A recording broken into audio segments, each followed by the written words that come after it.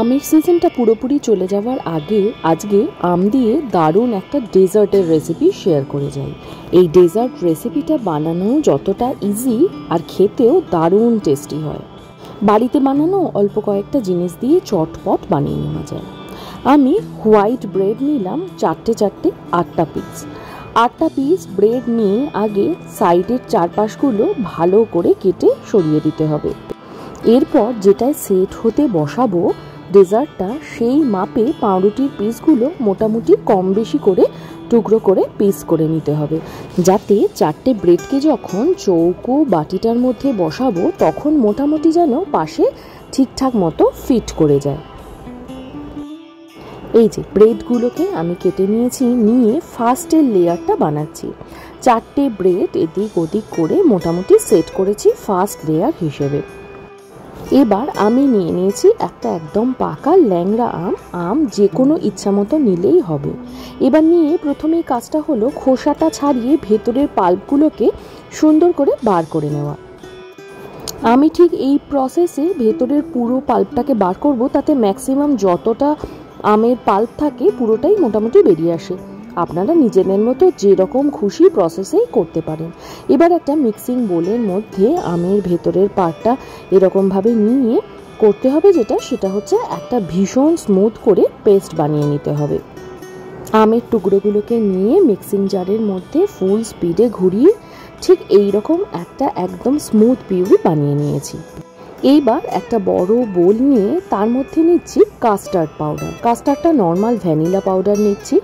2 চামচ ভর্তি custard powder নিয়ে একদম নর্মাল টেম্পারেচারের দুধ দিয়ে স্মুথ করে গুলে নিতে হবে, যাতে কোনো রকম লাম্প না থাকে।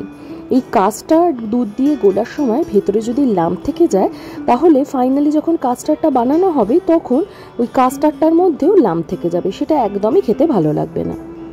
এবার ওই মিক্সটার মধ্যে 3 চামচ মতো চিনি দিয়ে সেটাকেও মিক্সটার সঙ্গে খুব ভালোভাবে মিশিয়ে গুলে নিচ্ছি। আমি এখানে ব্রাউন সুগার ইউজ করছি, কারণ আমার বাড়িতে ব্রাউন সুগার ছিল বলি। আপনারা কিন্তু যে কোনো রকম সুইটনার ইউজ করতে পারেন।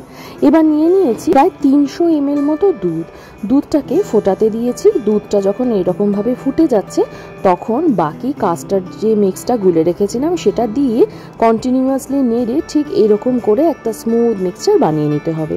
কাস্টার্ডটা কিন্তু গ্যাসের মধ্যে খুব ঘন হয়ে গেলে চলবে না, আবার খুব পাতলা থাকলেও চলবে না। এবার কি করেছি জানেন, আমার কাছে আমুল ফ্রেশ ক্রিম বেশ কিছুটা ছিল। যদিও এই স্টেপটা একদমই অপশনাল, কিন্তু যেহেতু বাড়িতে অন্যান্য রান্নার পরে কিছুটা থেকে গেছিলো সেই জন্য বাকি আমুল ফ্রেশ ক্রিমটা পুরোপুরি নিয়ে নিলাম।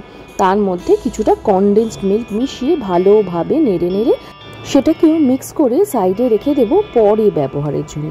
যদিও এই স্টেপটা কিন্তু একদমই অপশনাল, আমার কাছে ছিল সেই জন্য করলাম।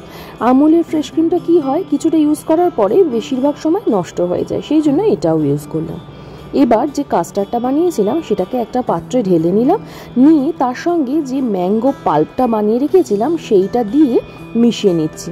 এই কাজটা মোটামুটি কাস্টার্ডটা গরম থাকার সময় করে রাখছি, যাতে দুটো জিনিস একসাথে ভালোভাবে মিক্স হয়ে একদম সেট হয়ে থাকে।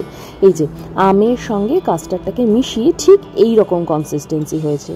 ওই জন্য কাস্টার্ডটা যখন বানিয়েছিলাম খুব ঘন করে বানাইনি, যেহেতু তার সঙ্গে এই এক্সট্রা আমের পিউরিটা মেশাবো। এবার ওই যে ব্রেডের লেয়ারটা বানিয়েছিলাম তার ওপর দিয়ে ভর্তি চামচে করে ওই আম আর কাস্টার্ডের মিক্সটা ঢেলে একদম সুন্দর করে ওপরে লেয়ারটা বানিয়ে রাখতে হচ্ছে। তার ওপর দিয়ে আবার বাকি যে 4টে পিস ব্রেড ছিল যেগুলো সমান করে কেটে নিয়েছিলাম সেইগুলো সমানভাবে স্প্রেড করে আর একটা লেয়ার বানিয়ে নিলাম। দুটো লেয়ার বানাবার পরে ব্রেডগুলোকে একটু এভাবে চেপে দিয়ে লেয়ারের ওপর দিয়ে আবার কাস্টার্ড আর আমের মিক্সটাকে ঠিক এইরকমভাবে স্প্রেড করে পুরোটা ব্রেডকে এরকমভাবে ঢেকে দিলাম। কাস্টার্ডটা জমে সেট হতে তো কিছুটা সময় লাগবে, তাই জন্য এই অবস্থায় এই ট্রেটাকে ঢুকিয়ে দিয়েছিলাম ফ্রিজে। ফ্রিজ থেকে 40-45 মিনিট পরে বার করে একবার দেখে নিলাম কতটা সেট হয়েছে। তারপরে ফ্রেশ ক্রিম আর ওই কনডেন্স মিল্কের যে মিক্সটা বানিয়েছিলাম সেটাও ওপর দিয়ে মিশিয়ে দিলাম, দিয়ে ওপর থেকে কিছুটা জাফরান ছড়িয়ে রেখে দিলাম প্রায় 4-5 ঘন্টা। 4-5 ঘন্টা পর ফুল সেট হয়ে গেলে ঠিক এই রকমভাবে বার করে ঠান্ডা সার্ভ করে দিতে হবে। প্রত্যেকটা জিনিসই ভীষণ প্রিয়। কাস্টার্ড বলুন বা আম বলুন, তার সঙ্গে ক্রিম সমস্ত মিশে এটার যে একটা তুলতুলে নরম টেক্সচার হবে আর তার সঙ্গে যা অসাধারণ টেস্ট হবে, সেটা কিন্তু আমের সিজনটা থাকতে থাকতে একবার টেস্ট করে দেখতেই পারেন।